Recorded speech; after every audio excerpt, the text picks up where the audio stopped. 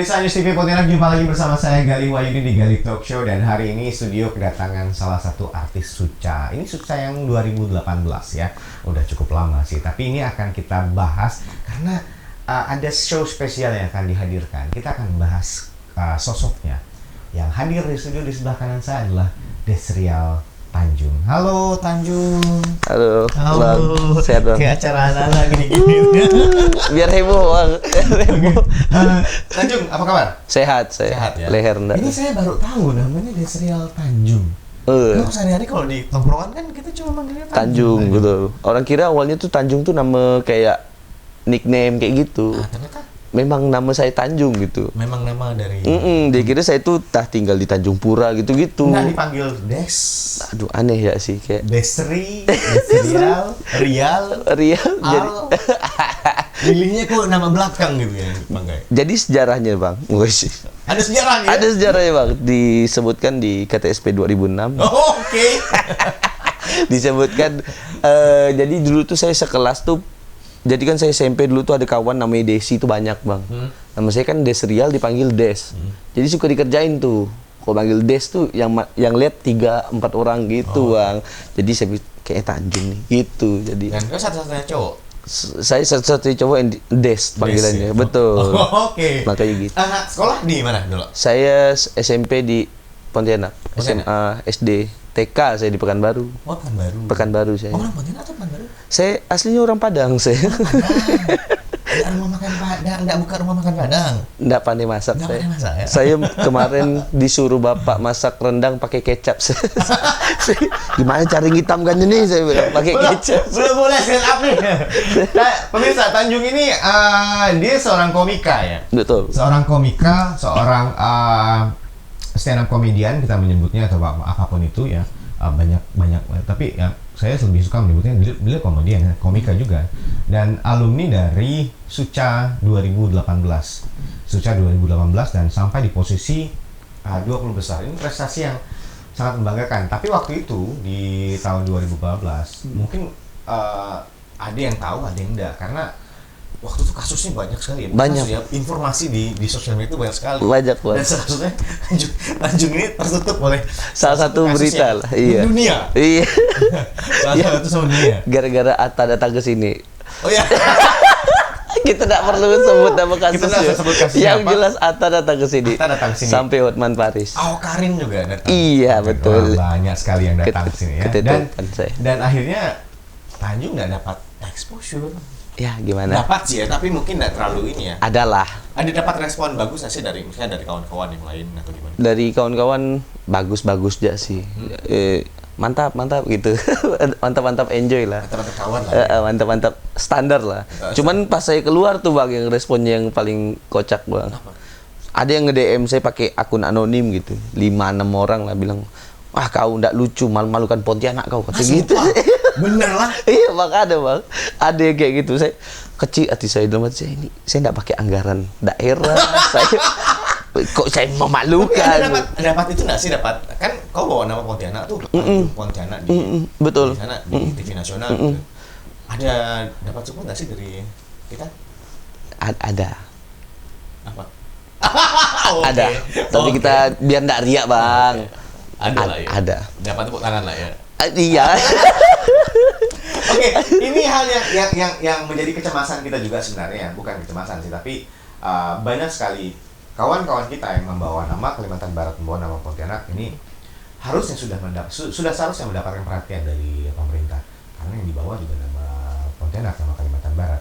Ya minimal mungkin ada support dalam bentuk apapun itu, terserah dipermudah dalam bentuk apapun. Di repost aja lah, di repost ya, di repost aja. Tapi fun fact bang, di tahun 2018 ada 2 talent Pontianak yang ke nasional. Apa satu? Saya sama Sis bro. Oh iya. Sis bro. Iya. Selang 3 bulan Sis bro. Saya ketemu. Sis bro yang biar kompetisi pencarian bakat juga kan? Rising Star ya? Rising Star. Mantap MNC. Mantap. dan sekarang di sebelum kita bahas ini, Tanjung akan punya show, yaitu Betul. show yang berjudul Pandangan Miring. Pandangan Miring. Betul sekali. Ini show kedua. Show kedua bang. Show pertama Show pertama judulnya Garis Miring. Garis Miring. Betul. Abang mau naik filosofinya. Ada. Garis Agak ada nggak enak. Saya mau nanya. garis miring tuh artinya garis kehidupan si miring. Nah, saya kan miring kawan-kawan, bisa dilihat lah ya. Abang jangan miringkan kamera bang, jadi Ini bukan bisa angle yang kelihatan. salah ya? Iya, Bukan Bang. angle yang Bukan TV, bukan YouTube, bukan HP kalian yang jajar genjang, tapi emang kepala saya yang tidak simetris. Jadi itu filosofi dari garis miring. Kok pandangan miring nih, ya saya kan miring, jadi mandang sesuatu miring gitu, bukan sesuatu yang negatif sebenarnya. Bukan ya? Bukan. Tapi memang benar-benar dari versinya Tanjung. Versi saya. Jadi saya show ini nih menceritakan tentang saya menanggapi sebuah isu-isu yang sekarang sedang hangat-hangat. Kapan itu diadakan? Pandangan miring?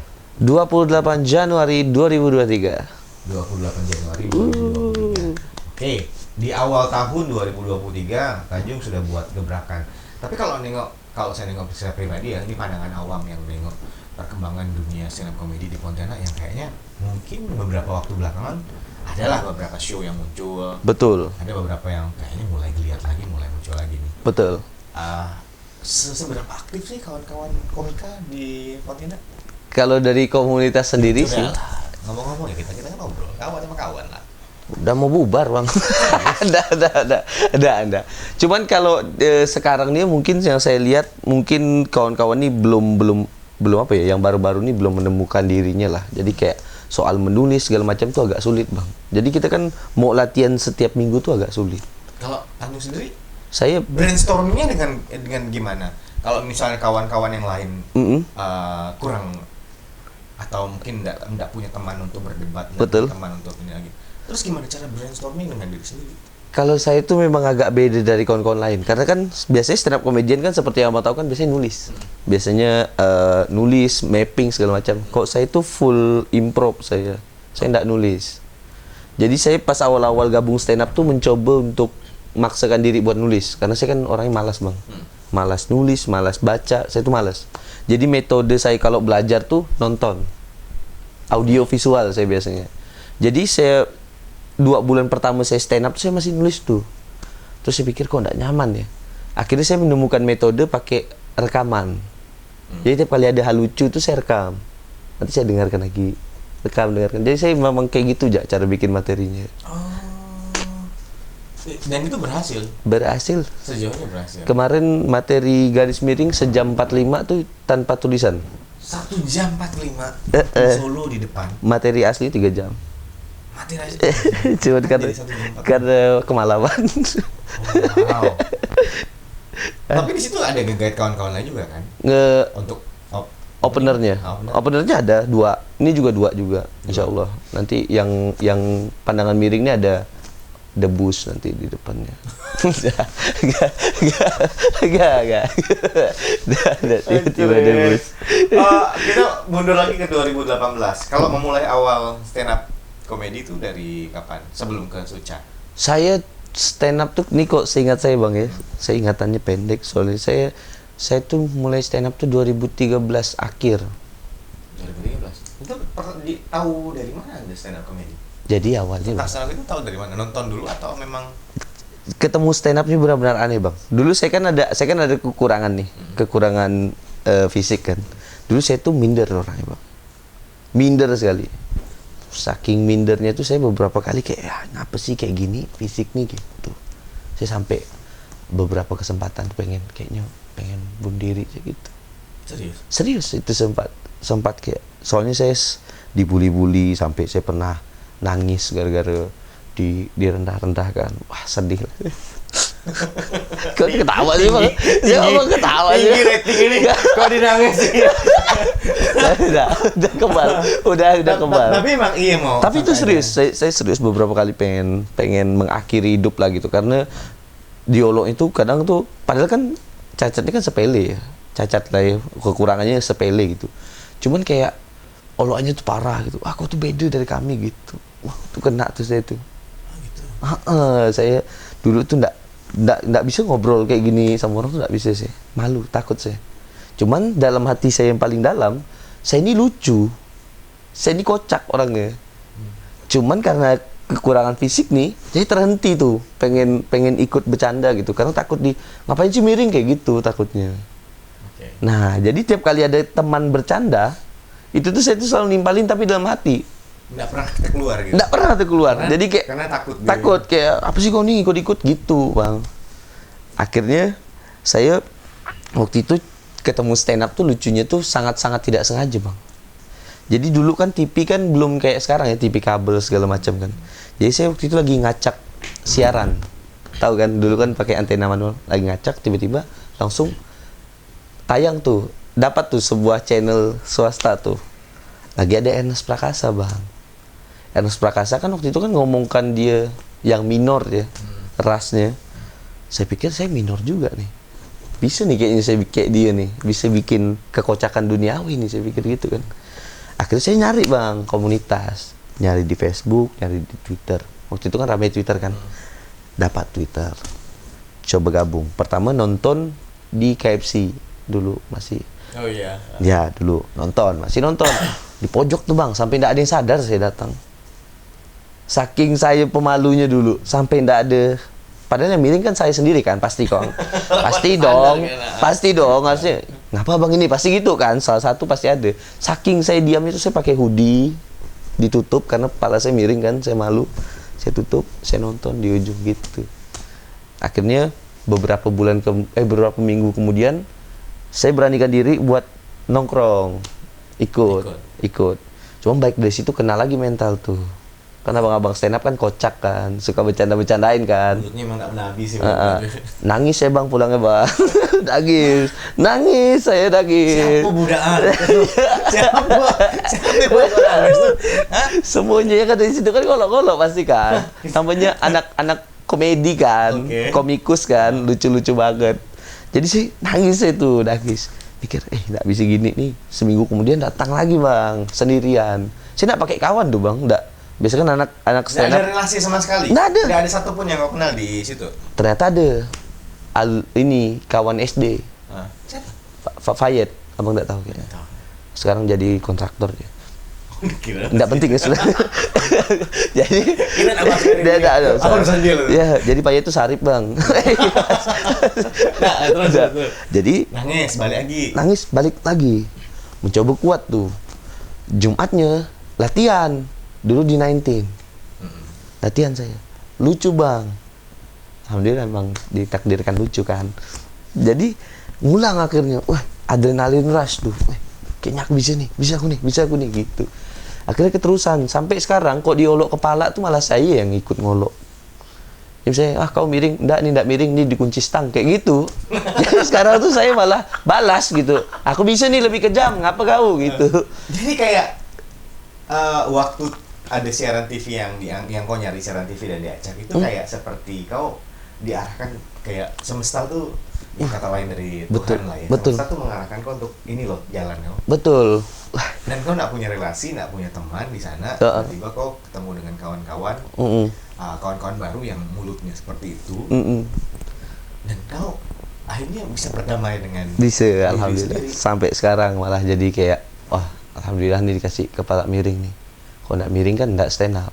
Mungkin kalau normal kok nggak akan selucu ini kan? PNS saya. Lebih nyaman lagi harusnya. Lebih nyaman lagi ya. Tapi sejauh ini kau masih ada rasa itu nggak sih minder atau apa gitu? Udah enggak saya. Udah enggak ya? Saya ini orang yang berkekurangan yang ngebully orang normal saya. Saya tukang bully. Nggak suka saya. Saya orang baik. Saya sholatnya lancar. Alhamdulillah. Ya Allah. Pemirsa, begitu ternyata ya. Sedikit cerita tentang bagaimana Tanjung akhirnya bisa berdamai dengan dirinya sendiri setelah menemukan stand up comedy. Beberapa orang mungkin ada yang perjalanannya suka jauh. Bagaimana cara yang menemukan diri, bisa berdamai dengan diri sendiri, kekurangannya, termasuk Tanjung, siapapun itu artinya kalau Tanjung bisa. Semuanya juga bisa. Stand up comedy membuat Tanjung berdamai dengan diri sendiri dan juga akhirnya bisa mencapai prestasi, salah satunya adalah masuk di Suca tahun 2018. Walaupun harus sampai di 20 besar, tapi itu adalah prestasi yang luar biasa. Hanya satu anak Pontianak, komika dari Pontianak Kalimantan Barat. Ini koreksi kalau saya salah, yang berhasil menembus kompetisi yang ada di nasional. Beberapa orang mungkin hanya dapat tiket golden ticket atau apa tapi tidak ada yang berhasil untuk menembus ke TV nasional dan lain-lainnya. Dan Tanjung berhasil. Pemirsa, kita bahas lagi 20 besar. nasional. Besar banget tuh. Besar banget. Ya. Untuk kita, iya besar. Kalau satu kan kecil. Betul. 5 kan kecil dari Betul. Makanya saya pilih 20. Karena besar, 20 karena besar. Juk, balik lagi ke soal masalah kompetisi di 2018. Kalau tadi kita mundur, ternyata 2013 mulai, kemudian menemukan diri, pede dengan diri sendiri, kemudian akhirnya berani berkompetisi. Gimana ceritanya bisa berkompetisi di kompetisi nasional ini? Ini nih. Sedangkan teman-teman kan dulu kan ada beberapa ini ya, sorry sebelum dijawab. Nah. Ada beberapa kompetisi yang audisinya di sini nih. Betul, Ada sempat golden ticket, sempat Tapi ada. nggak ada yang ini ya. Betul, Ada lah kawan-kawan belum. kita, tapi nggak ada yang sampai ujungnya ke sana. 2015 sih kalau nggak salah saya itu. Saya juga ikut nggak lolos malah. Nggak lolos ya? Nggak lolos saya karena ini berdebar waktu itu. Saya bolos sekolah gara-gara audisi itu. Akhirnya Masih sekolah? kena azab saya. saya tuh stand up dari SMA kelas 1, Bang. Wow. Masih miring dulu. Kemudian? Jadi cerita saya Suca ini aneh benar soalnya, Bang. Jadi saya tuh ngerasa waktu itu 2018 itu tuh komunitas lagi sepi. Ya memang zaman itu tuh. Lagi masa kelam stand up PTK lah waktu itu. Jadi saya waktu itu ngerasa, maaf ya Bang ya, maaf abang-abangku sekalian, nggak ada lawan waktu itu. Maksudnya karena sepi itu ya, bukan karena berarti yang lain ini nggak lucu, bukan. Karena nggak ada pesaingnya tuh. Kita kan kalau misalnya abang nge-MC, ada lawannya tuh semangat kan. Kita saling buktikan, aku bisa nih, aku bisa. Yang positif lah ya. Kayak nggak ada Bang, jadi nggak ada nge-trigger saya buat nulis gitu. Akhirnya saya pikir, waktu itu kan 2018 berarti saya udah 5 tahun stand up tuh, saya pikir. Umur masih muda nih, duit ada nih. Ke Jakarta gitu mikirnya Bang. Berangkat. Gitu berangkat. Tapi awalnya nggak tahu ada Suca. Terus tujuan kamu di sana ngapain? Emang aneh aja sebenarnya Bang. Saya hanya pengen berangkat ya tuh. pengen, misalnya saya mikir gini, aku kan yang ada duit nih. Mungkin kok seandainya ada ilmu sana aku bisa bagi kawan-kawan. Oh gitu. Pikiran cuma itu Bang. Positif sekali ya. Saya Tanjung Baik 2023. Positif sekali dia. Saya sangat baik saudara-saudara. Jadi nyampe di Jakarta? Yang paling ini ya, yang paling aneh tuh saya nyampe Jakarta kan pesawat jam 3. Saya pikir ke tempat latihan hari itu udah saya DM Jakarta Pusat, stand up Jakarta Pusat saya DM. Bang, saya dari Pontianak Bang. Saya pengen open mic boleh enggak? Benaran Bang dari Pontianak. Benaran Bang, saya bilang gitu kan. Saya pikir ini masih sempat nih jam 3 nyari kosan. Saya lupa Jakarta macet. Akhirnya saya jalan sampai jam 6. Akhirnya saya memutuskan buat ke tempat latihan langsung bawa koper Bang. Langsung tuh. Udah kayak teroris itu Bang, serius. Bawa langsung dari bandara ya? Dari bandara, belum tahu mau tinggal di mana, kenal siapa nggak ada, nggak tahu siapa. Langsung latihan. Saya belum tahu tuh habis latihan tidur di mana saya nggak tahu. Jadi pas sekali ya? sangat namanya masih muda Bang. Okay. Nggak apa-apa lah. Kalau jadi gembel kan masih muda kan enak larinya kan. Masih laju lah larinya kalau dikejar Pol PP Jakarta. Gampang dicari sama Pol PP ya. Iya ya. Yang mana? Wah, Yang miring. ini. Wah, kamu nih yang suka tidur di trotoar nih yang miring nih. Nggak bisa ngedain. Nggak bisa. Makanya saya nggak bisa bikin kriminal. Terus gimana pas waktu latihan terus dapat solusi nginap di ngekos atau gimana? Akhirnya latihan nih Bang. DM. Orang yang nge-DM ngasih tahu. Hari itu Panji Pragiwaksono latihan di tempat yang sama. Oke. Jadi line up-nya saya Panji Bang. Wush, datang dari Pontianak langsung line up sama Panji ya? Saya mikir Bang, kalau ini nggak lucu kita pulang. Oke. Ngapain lagi kan? Kita udah nggak lucu depan founder. Kalau kita nggak, misalnya kita latihan, nggak ada Panji misalnya, nggak lucu, nggak apa-apa, tetap mulai dari nol. Kalau nggak lucu depan Panji, mulai dari minus 100 kan jatuhnya, ngulangnya. Makanya saya pikir, kayak pulang nih, kok Sandi nggak lucu. Alhamdulillah lucu. Panji sampai ngerosting saya setengah jam tuh. Saya, alhamdulillah saya bilang. Akhirnya setelah dari situ, saya baru nyari tempat tinggal. Baru kenal anak komunitas sana. Dikasih rekomendasi lah ya. Ditanya kan, tinggal di mana Bang? Belum tahu. Loh kok belum tahu katanya? Serius Bang, belum tahu. Makanya saya bawa koper. Lah iya beneran bawa koper katanya gitu. Akhirnya dikasih tahu tinggal di mana, di Jaktim saya waktu itu tinggal. Jadi saking gila saya stand up Bang. 14 hari, 2 minggu berturut-turut, saya latihan 14 kali. Muter. Jadi Senin Jakpus, Selasa Jaksel, Rabu Depok, Kamis Bekasi, Jumat Jakarta Barat, Sabtu Bogor, Minggu Bojonggede. Masih ingat saya. Muter tuh 14 hari. 14 hari. Benar-benar pakai kereta mana-mana. Alhamdulillah tuh. Akhirnya di situ dari nothing tulus saya tuh ternyata waktu itu ada ketua stand up Indo di Bekasi hari Kamis waktu itu saya ingat. Di Bekasi ada ketua stand up Indo ngeliat saya. Alhamdulillah lucu tuh 14 hari tuh saya. Materi beda-beda tuh, Pak. Justru tuh. Sombong saya. Waktu itu masih nulis ya?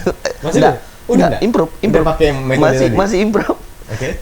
Akhirnya ada ketua stand up Indonesia, Awe waktu itu masih Bang Awe, dia ngeliat saya dipanggil. Kok mau nggak besok ikut audisi Suca katanya gitu kan. Posisi waktu itu jam 1 kalau nggak salah saya. Mau Bang, cuman saya nggak tahu mau balik pakai apa saya bilang. Soalnya kereta jam 11 selesai kan. Itu jam 1 saya rencananya mau tidur di stasiun. Sedangkan audisi pagi, saya pikir gitu. Terus dia bilang, aku antar deh katanya. Diantar Bang. Diantar Bang. Terus kata dia, nyampe kosan tuh jam 2:30, dia bilang tidur ya. Katanya. Besok audisi. Dikasih tahu kayak gitu kan, ya nggak tidur lah Bang. Kita nggak ada persiapan buat audisi kan. Akhirnya jadi malam tuh ngeset materi saya, ngeset sampai selesai ngeset saya lihat HP jam 8:30. Saya langsung ya Allah audisi matilah nih saya bilang. Langsung saya pergi ke Indosiar, lolos dengan mata panda yang lebar. Tapi pertanyaan selanjutnya adalah kenapa pulang ke Pontianak lagi? Kenapa nggak fight di Jakarta? Ini jawabannya agak menyedihkan. Sebenarnya jalan di sana tuh udah lumayan kebuka. Saya pribadi udah kenal sama senior di sana, udah mulai dinotis, udah lucu juga, udah ngerti selera humor sana gimana kan. Cuman sayangnya ibu saya sakit stroke waktu itu di tahun 2019 sakit. Jadi saya pulang saya untuk dedikasi merawat ibu. Sayangi ibumu. Saya rawat ibu saya, jadi saya susah kok udah bahas ke soal orang tua ya untuk keluarga ya. Iya. Jadi sakitnya ibu tuh yang jadi alasan untuk iya benar-benar saya pulang. Diminta pulang atau memang inisiatif? Saya sendiri pulang. Berarti sangat dekat dengan ibu. Iya, bahkan pas sakit saya yang mandiin. Pagi itu saya yang pergi bawa makan, saya yang suapin. Tapi ibu tahu kan waktu tahu. Malah dia nangis pas saya pulang. Karena ibu tuh support, walaupun ibu sakit tuh ibu support. Tapi saya pikir nggak bisa nih pulang. Ibu sempat nonton? Nonton video call kadang. Oh saya kadang itulah yang bisa bikin saya tetap di rantau. Saya saking dekatnya sama ibu tuh itu saya. Makanya saya kayak pas ibu dengar ibu sakit, kompetisi juga udah selesai, mikir di sana kan hidup juga cuma dari kompetisi. Jadi saya misalnya kompetisi off air, hadiahnya kan lumayan di sana kan. Jadi hidup di sana, nggak ada masalah, nggak ada yang harus bikin pulang tuh nggak ada.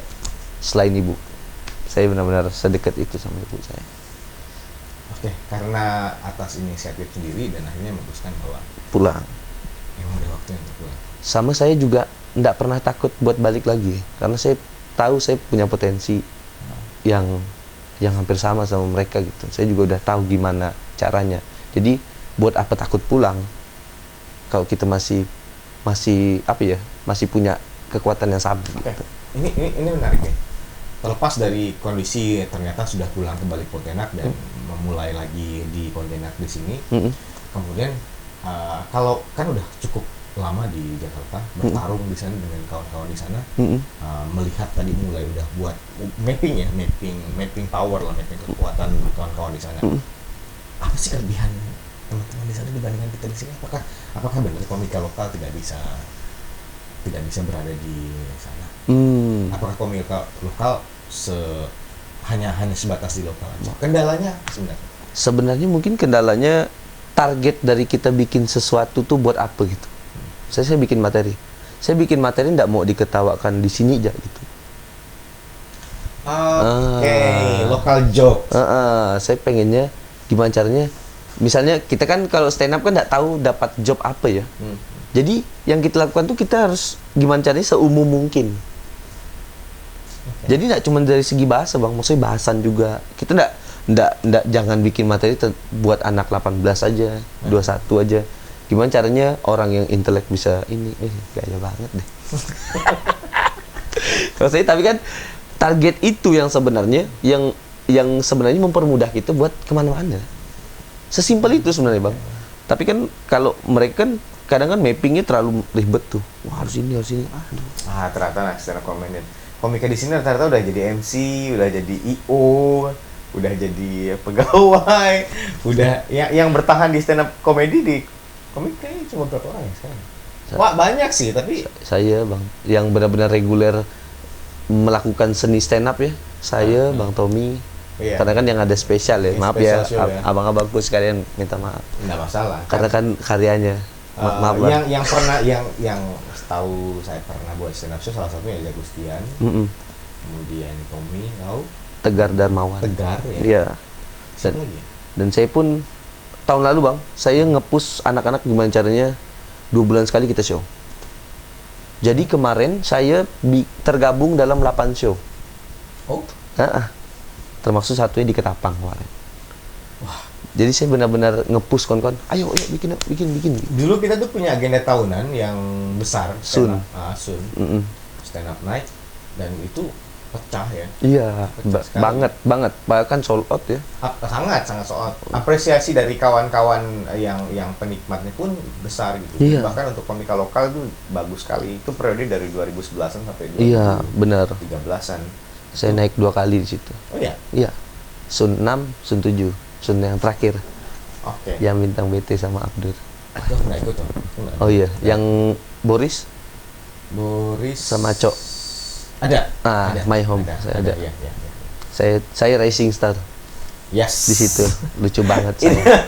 Pemirsa, banyak sekali yang bisa dibahas dari sini. Ternyata komedi bisa menjadi jalan keluar untuk beberapa orang. Mungkin bukan untuk semua orang, tapi salah satunya Tanjung. Dan juga di sini tadi perjuangan dia mengatakan bahwa apapun bisa dilakukan. Berani pulang, tidak takut untuk kembali lagi ke sana. Karena dia ngerasa bahwa dia punya power, dia punya sesuatu yang bisa dihadirkan atau bisa ditawarkan untuk Jakarta untuk nasional. Tapi dia memilih untuk pulang. Pandangan miring yang akan dilaksanakan pada tanggal 28 ya? 28 Januari tahun 2023. Sebentar lagi ya. Jadi kawan-kawan kalau yang mau nonton bisa kamu beli tiket di mana sih? Langsung klik link yang ada di bio saya. Follow Instagramnya dulu. Instagramnya apa? @faktanjung. Asik ya. Silakan follow Instagramnya, nanti klik link yang ada di bio. Jadi beli Instagramnya, bukan beli Instagramnya, sorry. Bukan, nanti jual Instagram. 900 murah benar. beli tiketnya di sana ya, harganya 75.000 aja. 75.000 aja ya. Untuk 10 tahun experience stand up. Oke ya, 10 tahun experience stand up. Silakan nanti nikmati pandangan miring. Berbicara soal garis miring dulu yang udah diadakan di tahun 2022 tahun lalu. Tahun lalu ya. Tahun lalu. Produktif juga nih. Saya akhir tahun nanti mau bikin lagi. Wah, setahun 2 kali. Ya, target saya. Di tahun 2022 buat buat garis miring. Ini lebih banyak soal apa yang dibahas? Saya cara saya berdamai atas kehilangan ibu saya. Oke. Jadi saya waktu itu merantau dapat kerjaan di Jakarta. Ibu berpulang ke rahmatullah gitu. Jadi saya mengurung diri setelah dari itu selama 2 mingguan lah. Mungkin saya pikir ini nggak bisa nih saya ngurung diri terus nih, saya pikir gitu kan. Apakah stand up nih bisa nge-heal saya lagi gitu. Akhirnya saya coba latihan lagi. Alhamdulillahnya bisa damai. Saya hampir mau bunuh. Saya nggak kuat saya. Kalau ibu nggak bisa saya. Stand up tuh berhasil mengeluarkan kau dari banyak masalah ya. Iya. Termasuk dari hal yang soalnya kalau dari fisik yang kau tadi merasa bahwa kau kekurangan, ternyata ini sebenarnya adalah bonus kelebihan yang dikasih. Betul. Dan itu orang yang paling support kau pertama kali adalah Ibu. Ya. Yang bisa buat kau percaya diri adalah sebenarnya adalah ibu. Yang sayangnya tuh nggak pernah pakai tapi, nggak pernah pakai alasan adalah ibu. Ibu. Bahkan yang Sun 6 yang Boris sama Aco tadi, ibu datang ngajak bapak, ngajak adik, ngajak abang, datang nonton. Makanya dia tahu saya potensi itu lucu gitu. Makanya dia pas saya putuskan saya mau berangkat ke Jakarta, saya izin ke ibu, nggak ada ini tuh, saya udah berangkat. Ngapain lagi di sini? Karena dia tahu. Karena dia tahu. Jadi bapak langsung ngasih belikan tiket, langsung berangkat, nggak pakai halangan. Ini hal yang menarik ya.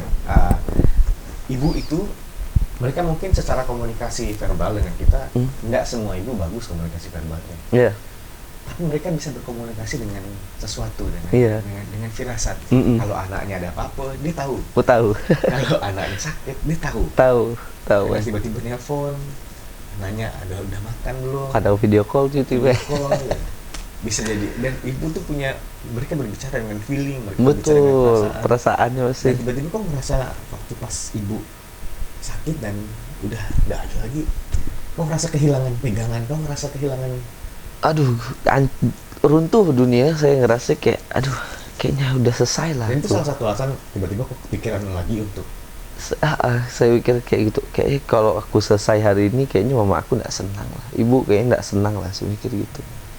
Kayaknya aku harus mulai apa yang ibu aku suka gitu. Ibu saya tuh senang sekali nih kalau saya di TV waktu itu. senang. Senang sekali. Video call ya, tiap hari habis nonton gini. Aduh. Bahkan 2019 saya kan sempat diundang lagi di TV. Ibu udah sakit kan.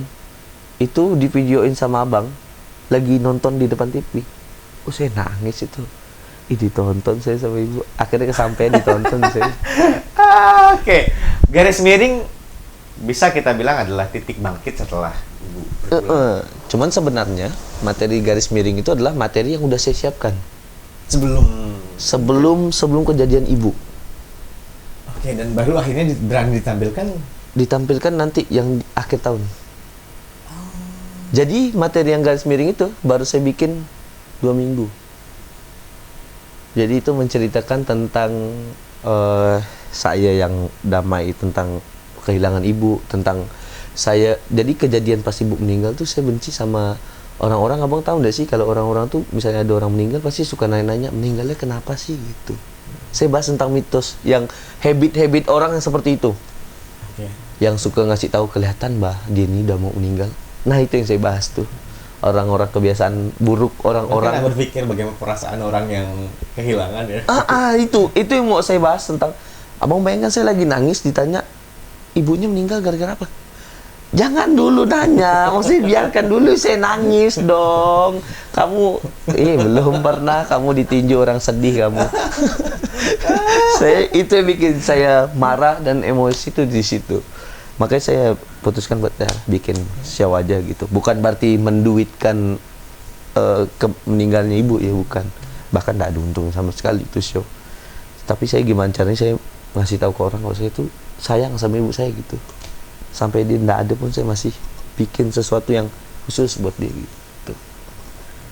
Ya mudah-mudahan ini jadi pembelajaran buat pemirsa juga ya, bahwa setiap orang yang sedang bersedih, setiap orang yang sedang berduka, ya kita beri ruang mereka untuk bersedih, untuk berduka. Itu adalah hal yang wajar. Akan tiba waktunya, nanti akan kita ngobrol.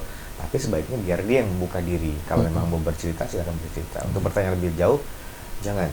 Kalau mau nanya pas cerdas cermat gitu. Iya kan, cerdas cermat kan baru nanya. Ngapain nanya pas orang nangis. Masih di komedi karena aduh. Oke, baik. Dan kalau berbicara soal itu garis miring soal ibu, bangkit dari ibu, bahwa ternyata ibu nak pengen melihat Tanjung seperti ini. Kalau masih ada ibu nak akan pengen melihat Tanjung terpuruk. Dan pandangan miring. Nah, ini sudut pandang, point of view, apa yang POV saya dibahas dari orang yang miring. Sorry nih. Emang apa gitu? Saya tuh sebenarnya orangnya jahil, Bang.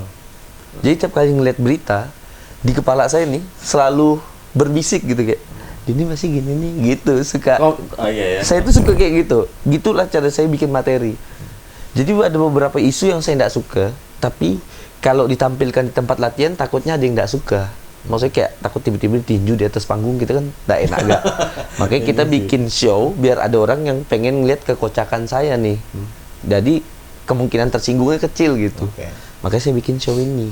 Soalnya saya bahas tentang beberapa hal yang agak meresahkan dan agak gimana ya, miris saya ngeliatnya. Contohnya 2023 awal ini kan kemarin ada pelecehan seksual di pesantren. Itu kan sedih ya sebenarnya.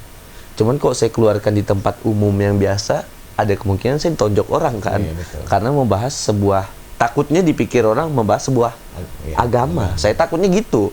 Padahal kan yang kita bahas adalah si tersangka. Tapi kan namanya orang, kadang orang ada yang sumbu pendek segala macam, gitu kan nggak tahu. Makanya kalau mau sumbu pendek bayar 75.000 dulu. Ditinju untuk 75.000 nggak apa-apa, nanti udah bayar. Worth it, worth it.